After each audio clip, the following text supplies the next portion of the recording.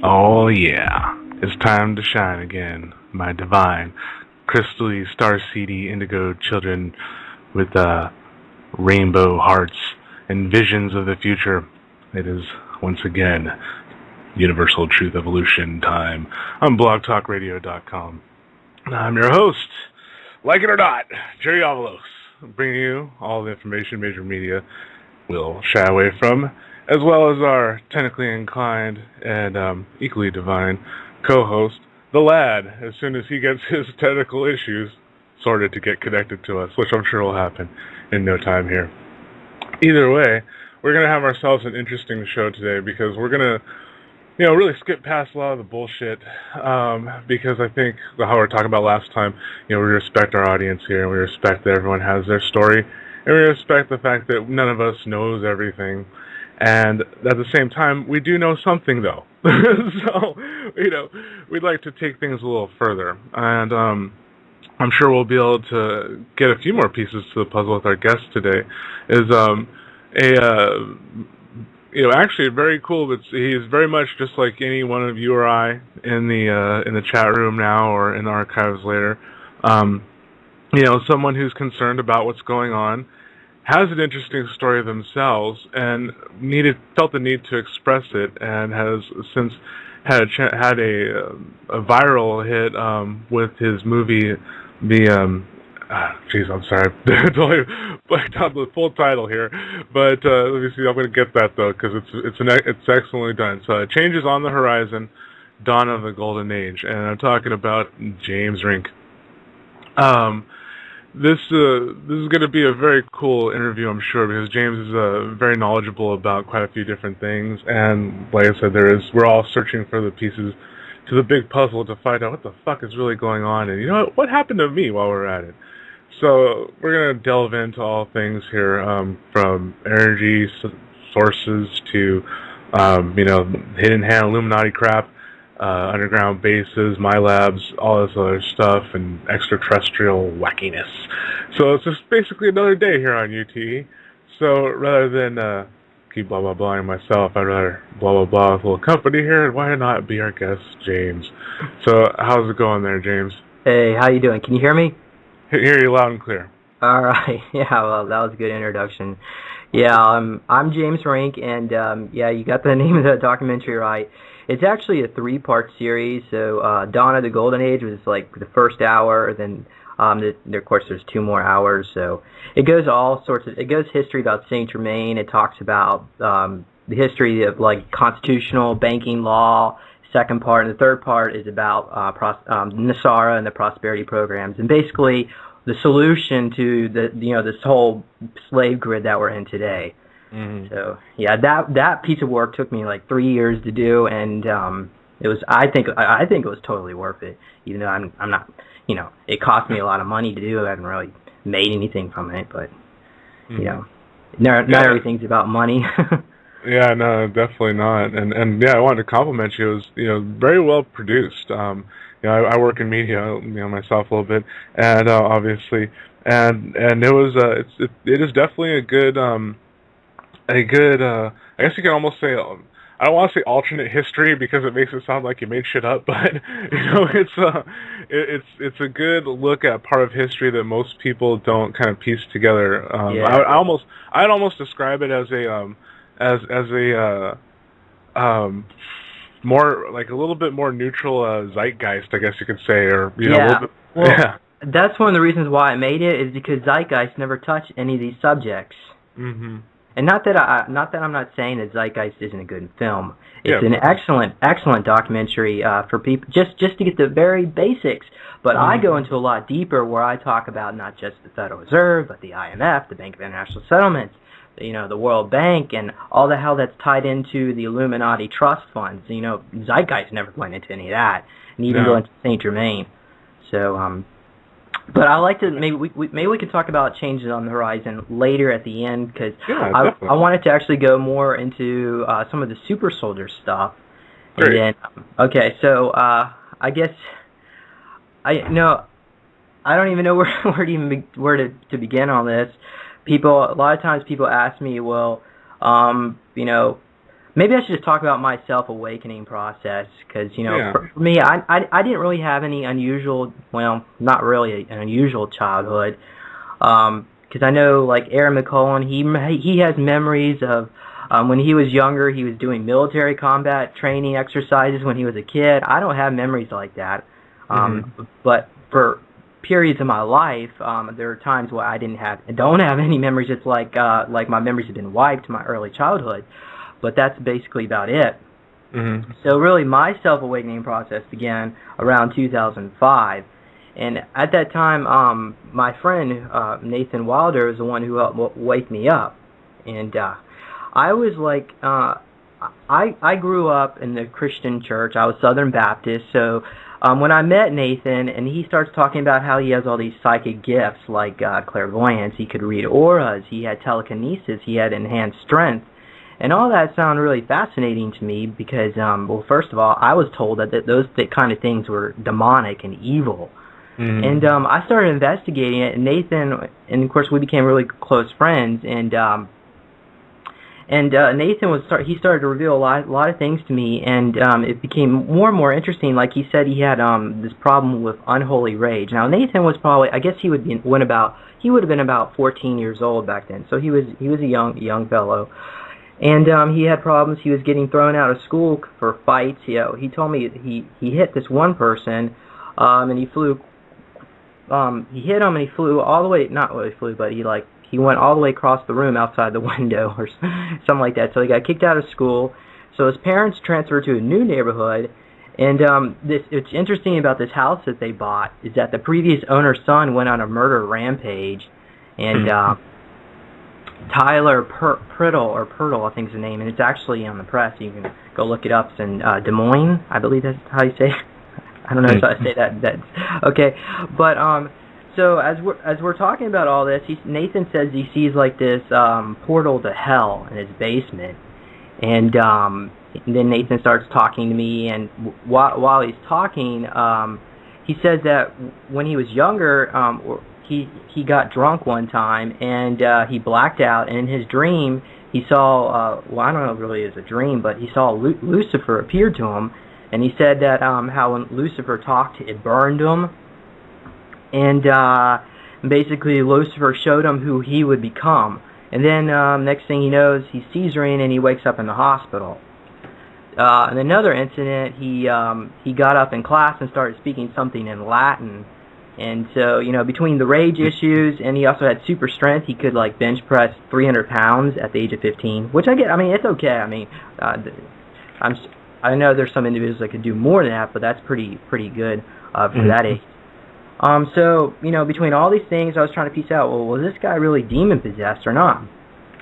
So, as we're talking about all this one night, he says that there's a dog howling outside his window, and he's scared to death. He says, I think this might have been like a Halloween night or something in October. This would have been October 2004, I guess. And he said there was aether in the air, and next thing he says there's like this black cloud entering his room, and it went into the computer, and it typed something into his keyboard, and which said, "Fuck you, who is this? Fuck you." So I'm like, okay, well, what's going on here? So, you know, at that point I started doing some investigations to see, well, could I try doing an exorcism? I mean, could I do an exorcism, you know? I've never done one before. And so I started looking into all this. Then I started researching things about aliens, because back then I was like, okay, as a Christian, I'm not supposed to look into aliens. That's like demonic stuff. But you know what? I decided, you know what? Screw it. If I'm going to figure out what's going on here, I'm going to have to research pretty much anything, you know. Yeah. So I started looking into all this stuff, and I went to David Icke's website, and that's when I found Andrew Perot's story, who goes by Michael Andrew Perot now. Are you familiar who that is? Actually, I haven't ran across this story yet, no. Okay, yeah, well, Andrew Perot, he wrote the story back in 1998, I think, about how he escaped from the Super Soldier Project. And I was just joking to Nathan. I said, hey, Nathan, go check this out. This guy sounds like he's got something interesting. And for whatever reason, this triggered Nathan's memories, and it's like he went into an alter personality. And, of course, I don't really have the time to explain, you know, all the details behind that. But in his alter, Nathan actually, well, maybe I should explain what an altar is, because for some people out there may not even know what that means. What they actually do in trauma-based mind control is they torture your mind, and I can maybe explain a little bit how they do that. What they actually do nowadays is they have like this thing called a trip chair. They actually put people in these, it looks like a dentist chair. It's like a reclining chair. You sit in it, and they put like some, I've been told different things. One is either they put like a visor over your eyes and they put electrodes on your head, and then what it does is actually the computer goes into your mind and finds your worst fears, the things that you're most afraid of, and they just tear your mind apart. They use that, they create some kind of like holographic virtual reality program where you can't escape from it. And like for example, example of this torture would be like, you know, those rides in the amusement park that spin around. They're like the rides are spinning, and so are the chairs are constantly spinning, like a kaleidoscope kind of thing. Well, imagine that, and then imagine like barbed wire, razor wire all around you, and you're spinning around, and you know your skin is totally being ripped open. That's the kind of torture they put these people through. So you either split into an alternate personality or you die, because basically the trauma is so severe that the average person would most likely die unless they've been programmed like this from day one. Even before birth, they start traumatizing these children. So Nathan went into an altar, and he said that he remembered that he grew up in like I don't know, well, he didn't say military base, but some kind of facility where there were other kids like him until the age of 3 that only spoke using their minds, like they had like telepathy. And he also remembers being put on treadmills, and he remembers being experimented on by the Greys. He hinted on that. So I do what I can to deprogram him. I do some research on it online. I looked at Dr. Greenbaum's information on how to deprogram mind control, and that's when all hell breaks loose. Nathan, he goes rogue, and apparently he from what I've been told, he actually killed his handlers and he destroyed some of the underground bases because he was so telekinetic. I believe that he probably was possessed by he probably did have some kind of demonic possession going on with him, but on the other hand, his gifts and abilities were also due to his own, he was basically an extraterrestrial, and he was genetically enhanced using cybernetics, like nanites, and I'll talk a little bit about that in just a moment. But apparently he killed his handlers, and from what I told, he like scratched their eyes out, and then and I know this sounds really bizarre, but he claimed that he destroyed the Greys' monetary system, and he claimed that he destroyed, I believe it was 3,200 planets, all of them that had anything to do with this super soldier kind of stuff. And again, this isn't just the people within the military. This is off-world. We're talking about Greys and reptilians who are deeply connected, and really, even to go higher up, the Dracos, who are really calling the shots. Now, I'm not saying, I don't want to say that in a necessarily negative context, because just like they're good and bad humans, they're also good and bad Greys, reptilians, and Dracos. So I just want to emphasize there, I don't have a vendetta or against any of these entities. So what happens is that Nathan, he eventually does tell me that they did try to kill him, and that he said that I'm not sure if it was bilocation, which means you can be in two places at the same time, but he said he rematerialized a new body, and he said that they can't stop him, and he's like, I guess you say he's gone rogue. And then he started telling me who we were, like in a past life. He said that I was one of the Supremes, which he said that was one of the most powerful beings in the universe. And he said that I would get all my powers back. And he said the canyons and caves on this planet were basically created by us fighting. So actually, I grabbed a little clip here from my book and this is only like a paragraph, so I'm going to read this real quick here. So Nathan goes on, he says, "You didn't like my freedom, what I could do. Wonder why all these things got here. Canyons, holes, us fighting. You are one of the Supreme. But you made people hate me and blame me for all evil. You call me Lucifer, the Enlightened One. Then I say, isn't he the morning star? And then Nate says, yes, when I was Satan, you called me the evil, ugly one. Then I said, you bring truth by trials. You turn wicked because you self-indulge. Then Nate goes on and says, no, you were trying to constrict human rules. And I said, no, make them free. No rules at all. And then you freaked out for the thought that I was trying to control you. Then you send Michael after me. I pleaded with him to leave. I told him I just thought humans needed to be more free and that the rules weren't working. I didn't want to hurt Michael, so I tried to scare him by turning into a dragon. Then I finally flew away. But Michael told you he vanquished me. So, of course, that's just a little tiny clip. I've got like a ton of this stuff that Nathan and I talked about in my book, which I haven't published it yet. I like to publish it soon. So, now I'm trying to figure out, well, what the heck is what are these supremes? Because it's not really a healthy thing to adopt within your ego that you're like a godlike being, especially when I grew up from in a Christian background. We're always told Jesus is God. It's like, well, what the heck is Nathan talking about here? So slowly I kind of pieced together all this stuff. Oh, and Nathan also said that the Bible was my book, and I was trying to figure out, well, what the heck is because it's like, and then I slowly started to realize I had various Akashic readings and psychic readings, and people were saying the Bible is your book, the Bible is your book, and I'm like, well, what is that? How could the Bible be my book? And then it dawned on me, if you look at reincarnation, my name is James, my last name is Rink, or you could say James R. And in my past life, I was King James the First, or James R. James Rex. So it's like, oh, that's why. And not only that, and even previous times before that, I was supposedly the great divine director. And the reason why I lost my... And in that time, during the time of Atlantis, I was basically like part of the ruling elite in Atlantis, and I used my telekinetic powers to shift the orbit of the moon, and that's what caused the pole shift. And, basically what happened is I indulged into ego, and I lost my powers, and that's why I'm just regular James.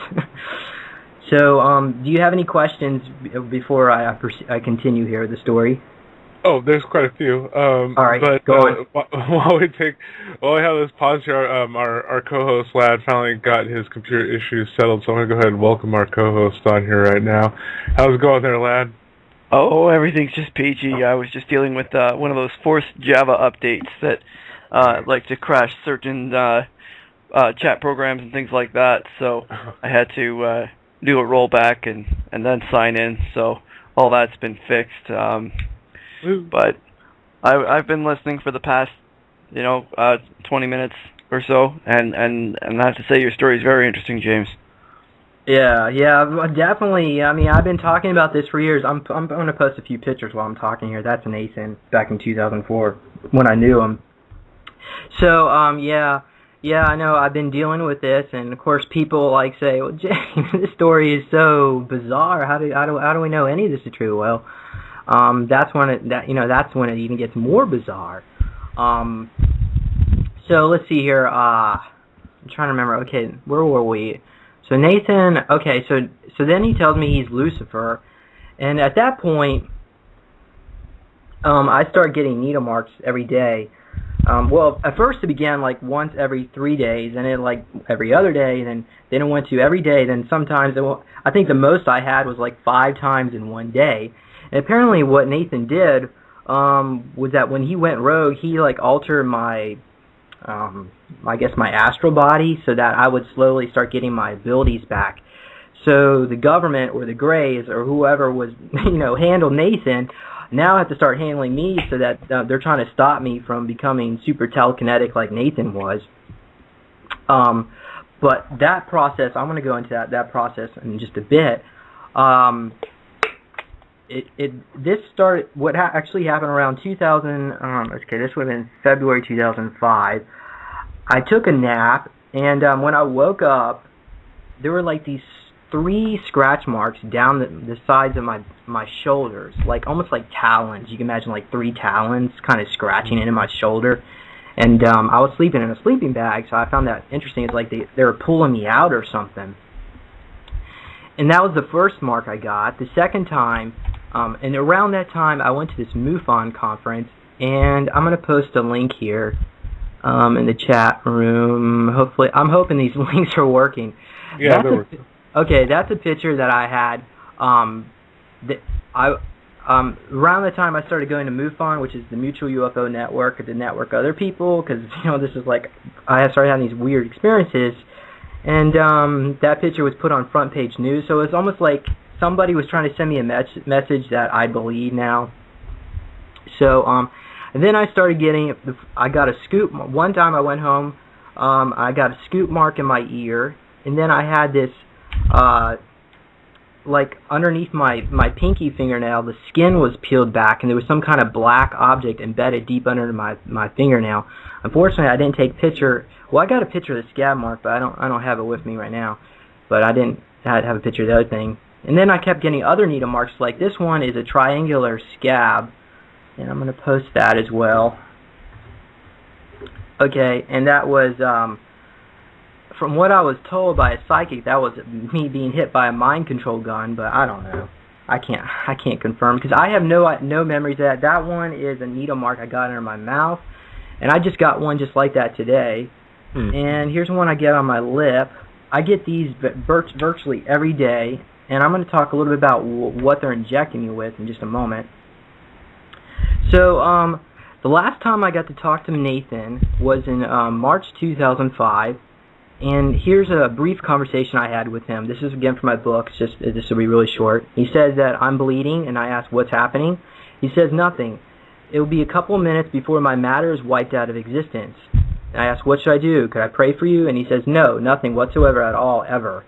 And I ask, who's wiping out your matter? And he says, the government to finally destroy me. Then I say, I thought you told me you die in the war, not now. Because he was very clairvoyant. He could see into the future.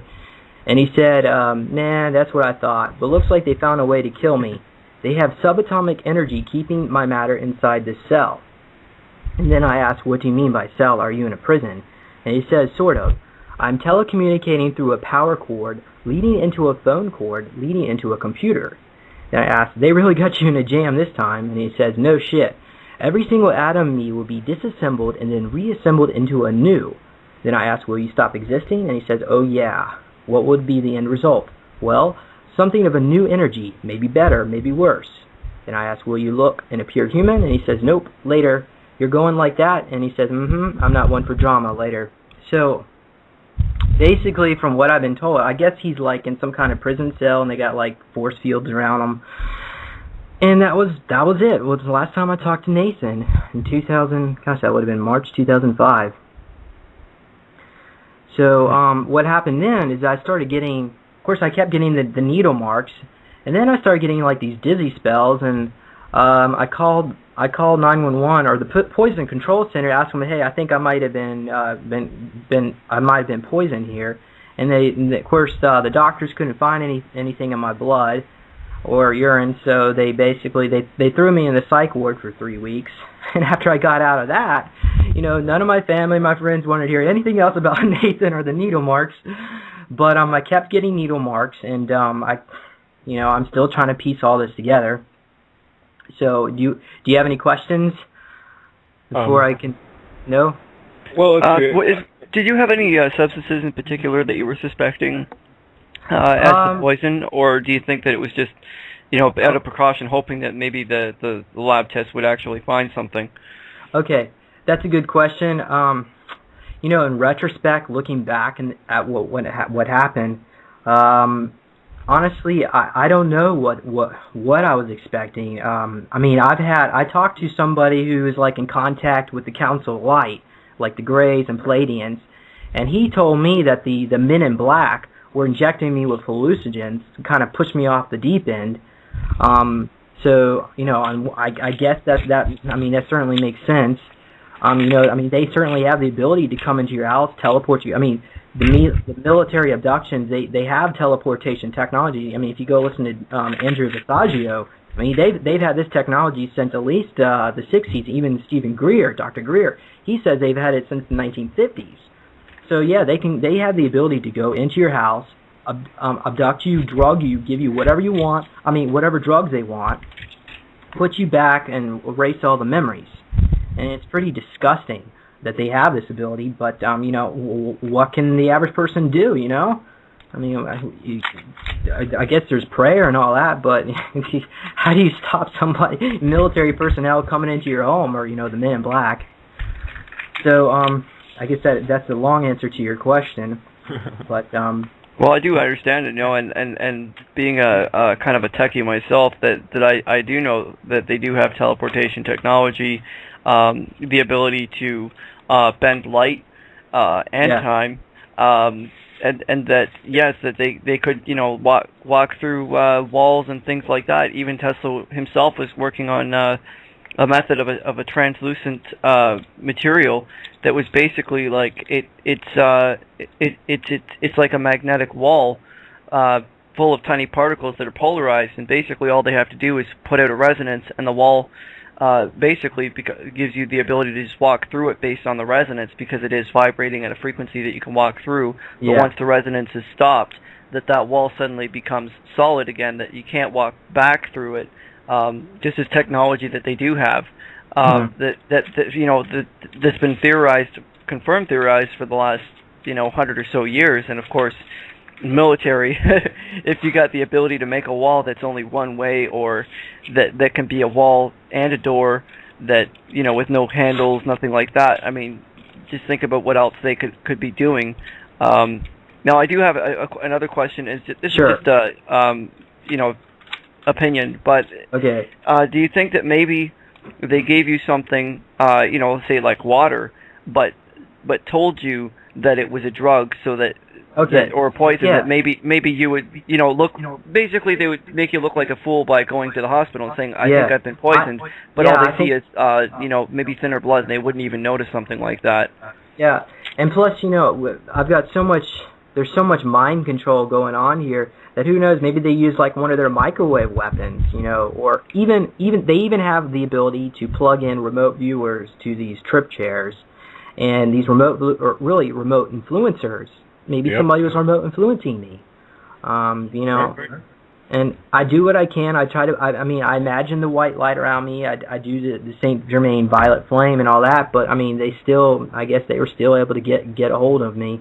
That's why I think one of the biggest thing is you can't go into the fear mentality. Once you go into that, that's when your protection gets put down. But I was dealing with some pretty dark topics. I guess it's I think I did a pretty good job concerning what I was going through. So but that was my learning experience, and I also learned never to trust another doctor ever again. After they sent me that $25,000 bill, I was like, okay, enough of that. So okay. I think a lot of us who investigate these things are often subject to things like that. Not wanting to trust a doctor for sure. I've been there. Trust me. I can tell you from experience that the pharmaceutical industry alone is reason enough to fear doctors. So yeah, even I've been told that the pharmaceutical company Merck has been tied in to the Super Soldier projects. I don't know if you've read any of the Heather material on Project Camelot. Anyone? You know what I'm talking about? Okay. Yeah. So Merck is tied into it. So definitely these pharmaceutical companies know. Well, I shouldn't say they. I should say Merck. The people. I can't say like the CEO of Merck knows what's going on, but there's definitely compartmentalization going on there that does know or tied into it. So let me go on here. So this was in 2005 to 2007. Nathan totally goes missing. I have no idea where he is. I don't ever talk to him ever again. And then I located him on the internet. I just did a Google search, and I located him finally. And he was posting these bizarre poems on some poetry website. And I'm going to just read this poem. It's only like 3 or 4 sentences. It goes on here, and he says, this is Nathan. He writes this, and he says, I've become a monster, an evil entity with malice equal only by my hatred for myself. I've become a celestial beast. I am all that is evil and corrupt. I am that is strange. I am all that is strange and archaic. I am the new, which threatens your humble way of life and your morality. I am the Antichrist and the new Messiah. Follow me to nowhere so we can do nothing in a dance of non-existence. I am death. I am Dapuka. So it's like, okay, this is really bizarre. And he was also writing poems about killing women and stuff. So I contacted him, and he didn't respond to me. He actually sent his girlfriend to respond to me, and Nathan would never. He refused to talk to me at all this whole time. And his girlfriend basically said at first Nathan denied that he knew me, but then when he saw that I had like 200 pages of transcripts, then he changed his story and said, okay, I knew him, but he made it all up. But then his girlfriend started saying she said all this weird stuff was going on. She said that soon after I contacted her, she said that Nathan started this cult. He was working with these other group of telekinetic kids. I guess he would have been about 18 years old around then, just like him. They all had telekinesis, and he said he was like he called them the chosen ones, and then he said that then finally I convinced her to contact me, and Nathan did contact me, but he didn't contact me as Nathan. He signed it as Gray Wilder, and I'm going to read this. It's only a paragraph here. It'll be real brief. I'm actually going to post a link here so people can read along. And this was from Gray Wilder, so it's really interesting. He doesn't sign his name as Nathan. He signs it as Gray. Remember I told you earlier, oh, actually, I didn't talk about that yet, but I'll get into that. And he goes on and says here, hello, James. We are emailing you concerning Nathan Wilder. Your interest in this particular person has raised concern. Further research shall be discontinued or actions will be taken to destroy the information you have archived. We understand your concern. However, the things you recorded are personal information. The other information you have found was fabricated by your own mind. Telekinesis and government brainwashing does not and has never existed. There is no evidence in any government logs of aliens ever existing. We're watching you, James, Mr. Gray. So Nathan never contacted me. He only contacted me as Gray Wilder. I'm like, oh, geez, well, what the hell is going on here? Because apparently the Grays are really tight. I mean, I don't know. Maybe I'm guessing maybe the Grays took over his body because he was almost like an android or like a cyborg part. So maybe they were controlling him remotely. But that was definitely not Nathan. Nathan would never say something like that. And I'm gonna post a picture because this is what Nathan looked like in 2007. That would have been around the time he would have wrote me that letter. So I'm talking to his girlfriend about all this, and she says that she's waking up. Ever since I contacted her, she says she's waking up in the middle of the night. Nathan is not in the bed with her, and he's not even in the house. And then she tells me she went down into the basement and she found bottles of embryos labeled Nathan Wilder in the basement. And she's like thinking, geez, well, Nathan's making clones of himself or something. And then she said, then things started getting really bad. She says she's like constantly in a daze, and she says she's waking up with shards of glass in her back and cuts in her back. And the last email I got from her was, hi, James. I believe that I'm being controlled now. I feel really depressed and sensitive and like I'm in a daze.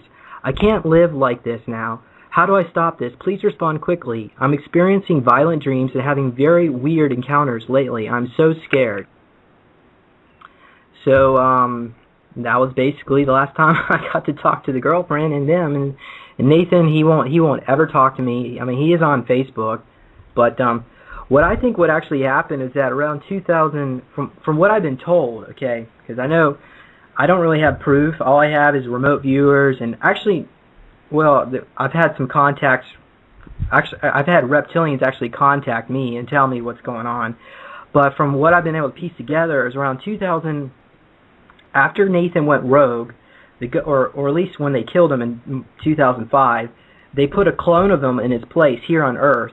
Or either that, a gray alien is like superimposing a hologram over themselves and posing as Nathan Wilder, while the real one is, according to my reptilian source, he's actually on the moon, and he actually gave me the name of the base facility.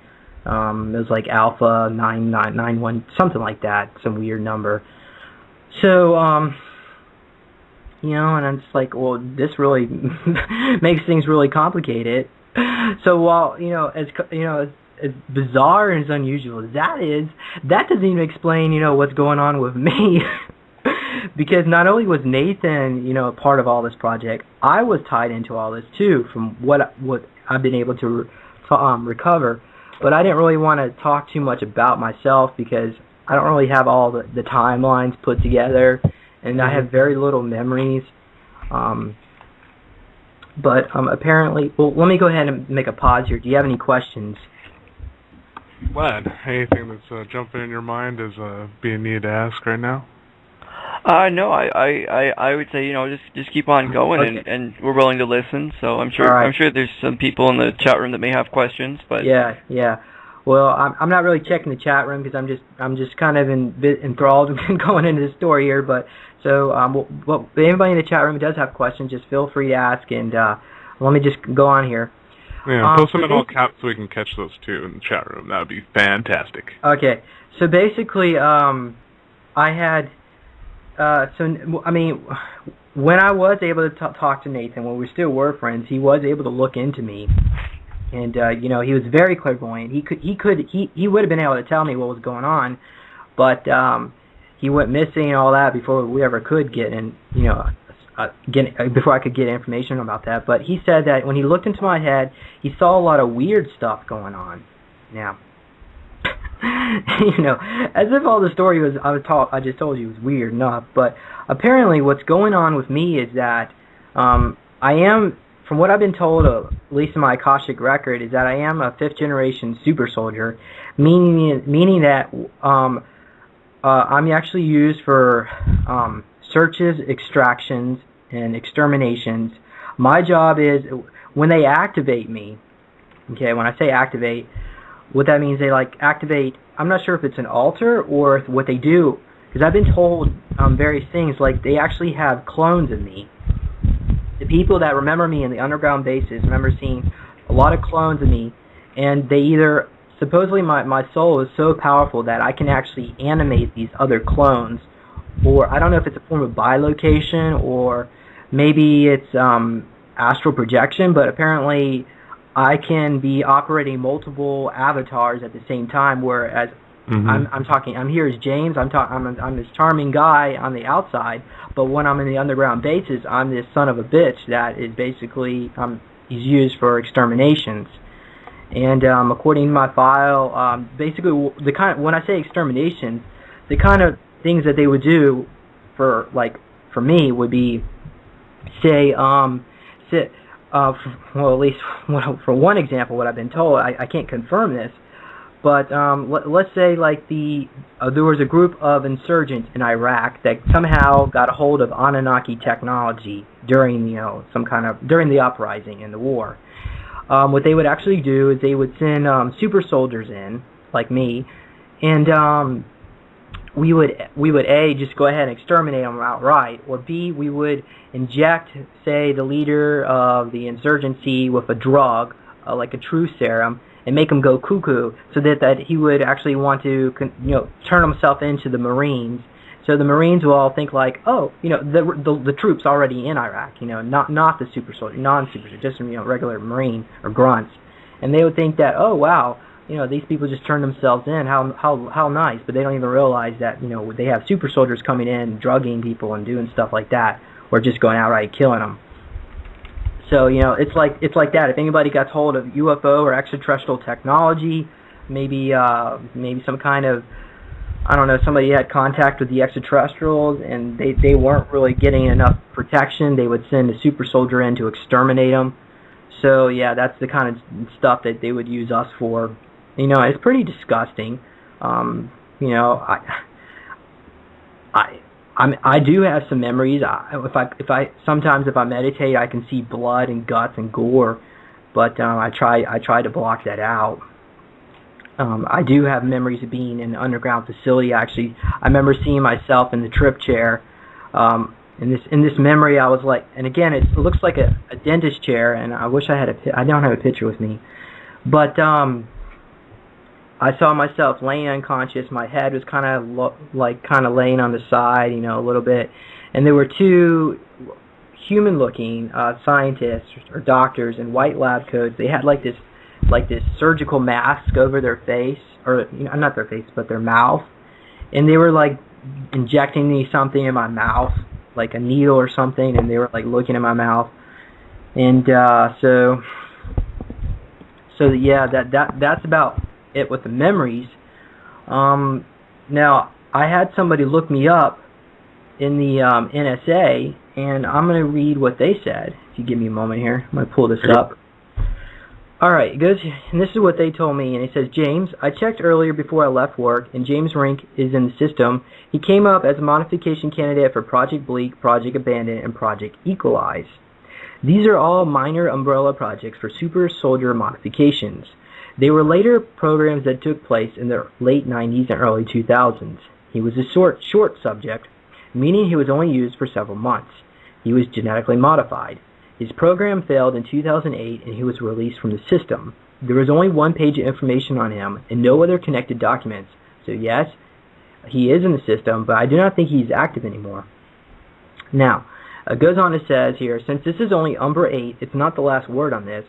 Most likely in 2008 that my file was reclassified at a higher level. So here's a little bit more information on what these projects are. Project Bleak was between 1992 and 1999. This project carried over from projects in the 70s.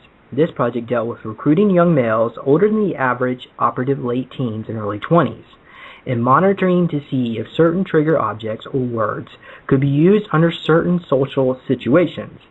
This was an MK Seed project, and Project Abandon, 1996 to 2002. This project dealt with taking super soldier candidates who were found to be physically or mentally incompetent for the project and doing DNA modification and injections, and later nano-injections on the candidate to see if these individuals were correctable. If these candidates improved mentally and or physically, then they would be moved on to super soldier alignment projects and again trip seeding alteration standards. So basically, Project Abandon is basically reject super soldiers.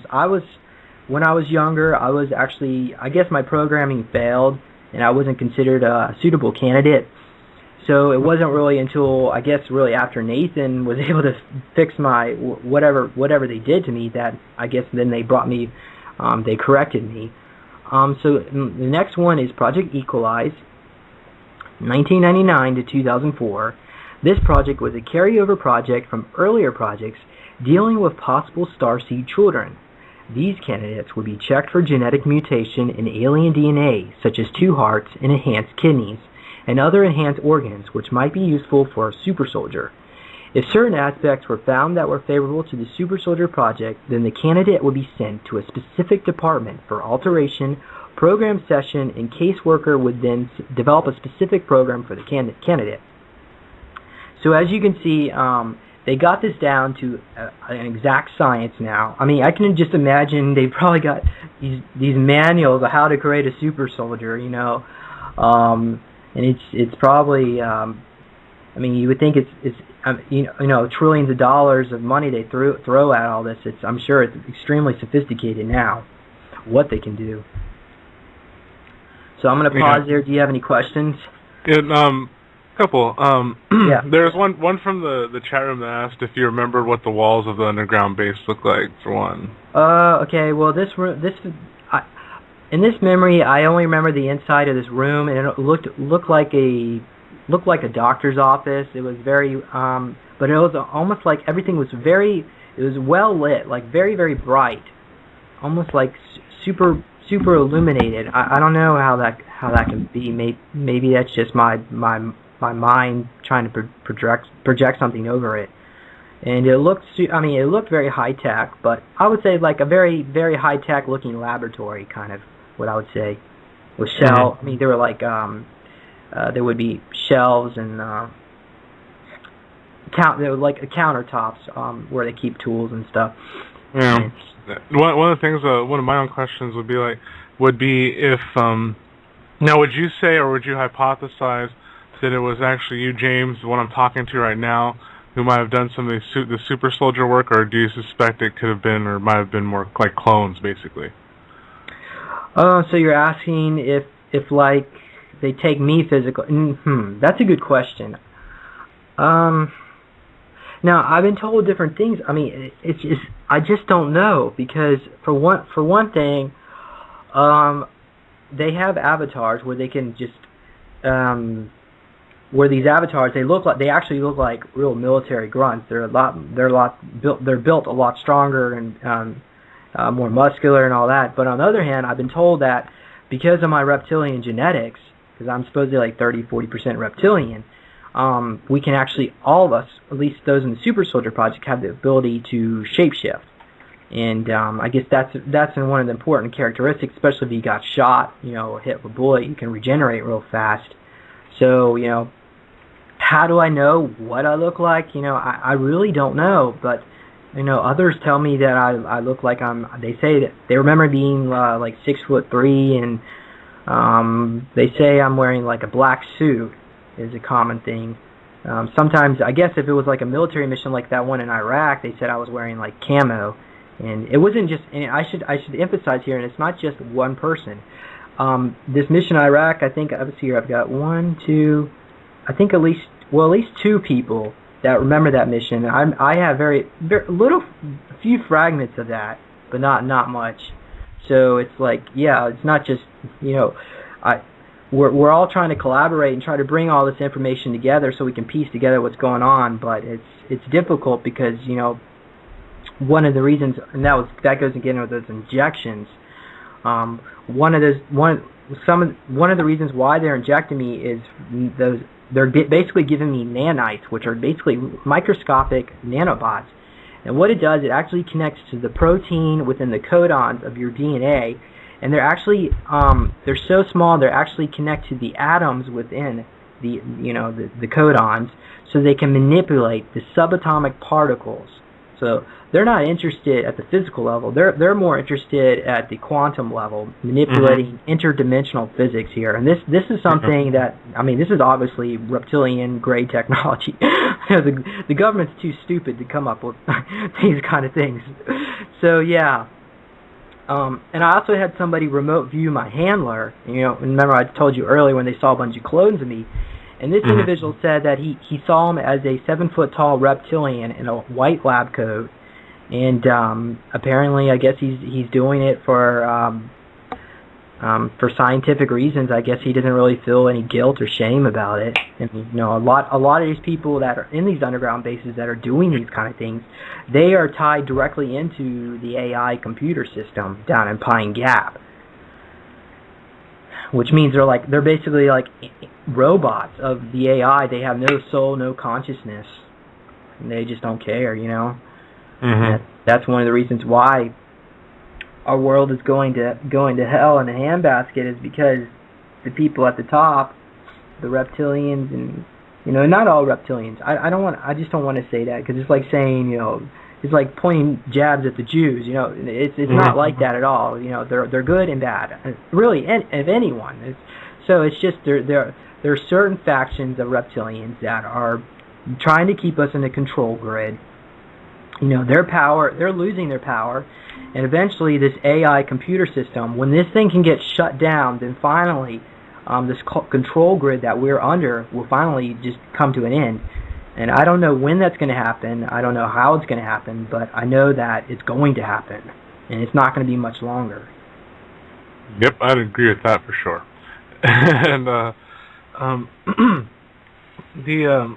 excuse me. The question, I guess the other question I have is about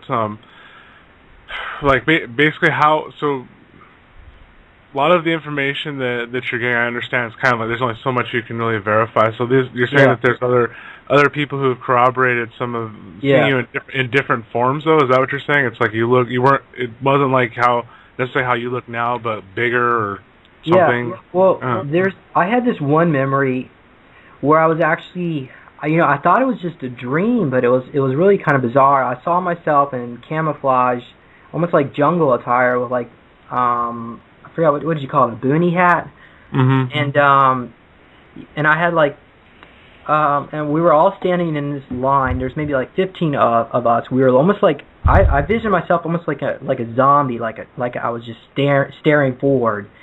And I saw James Casbolt, also known by Michael Prince. He was giving us orders, but I was looking at his mouth and I couldn't hear what he was saying. So I just thought, okay, maybe this is just some weird memory. I don't know.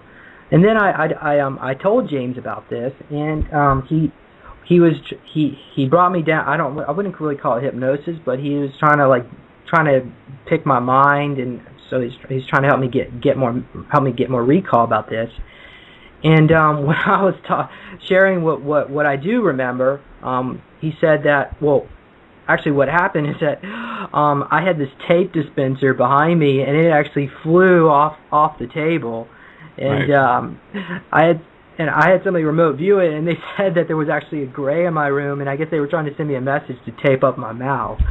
But I told another friend about this, and she also remembers being on this mission, and she said that we were basically taken to an alien world, and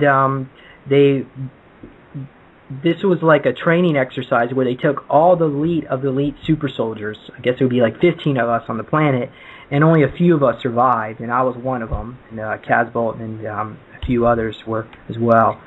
So again, it's not the physical body that makes us so powerful. It is our I don't want to say astral, but our soul.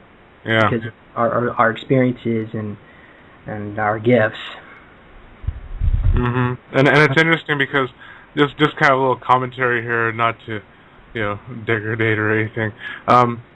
It makes sense to me because I've noticed that a lot of people who have been tied in with certain aspects of these programs, like they tend to come from very religified backgrounds, and it's like, and what we know about that Church of King James and where it derived from in Rome and all sorts of stuff. Yeah. It's like a lot of reptilians there. So, it's like, so that's one of the things I keep trying to point out to people. It's like, if you're into Christianity, you really dig on the reptile philosophy. Yeah.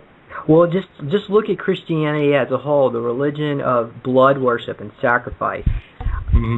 The only people that need blood sacrifice rituals are Satanists, because they actually they can get chi energy from the actual act of sacrificing, releases energy of the soul, gets released, and they think that they can absorb this energy, and who knows, they probably can, but it's very dark and demonic kind of thing where it's only temporary, so they have to keep doing it over and over. Yeah, well, not to mention the cannibalism as well. They say this is the body of Christ, this is the blood of Christ, and I want you to ingest it. Wait a minute. If someone came up to me with a dinner plate and said, "This is your brother, this is your sister, and this is the blood of your brother and your sister," and ingest it, I don't think anybody would really willingly accept that.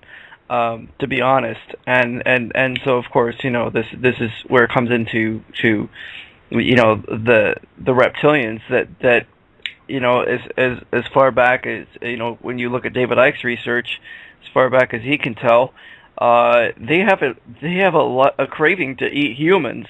They think we're tasty or something. Yeah. So and even in the reptilian culture, as far as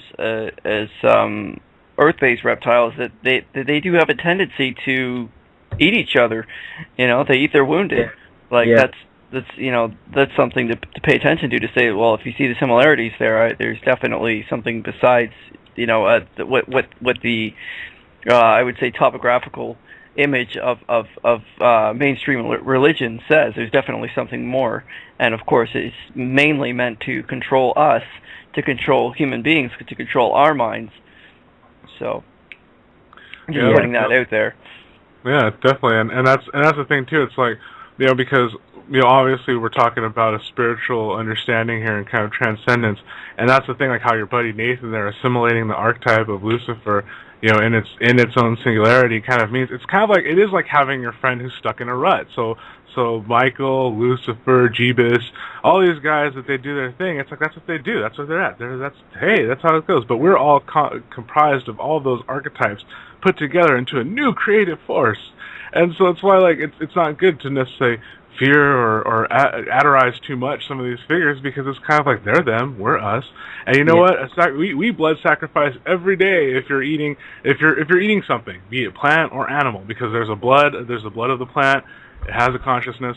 Same thing like that tasty steak. So, but the difference is it's the context and the intention of like I'm trying to drain your life force. That's definitely different from wow, that's a tasty burger. So either way, we're actually at the top of the hour right now. So I think it's a good time for everyone to get a refill, stretch their legs, regroup. Come on, John Jeebus. and we will get back into everything. So, right. yeah, thanks, James. It's been definitely been intriguing so far. I'm sure we're going to have more information-packed second hour here. So, yeah. Cool. All right, everyone. Go saddle up and go off to the saloons with you, and we will be back here. And journey's just began, really.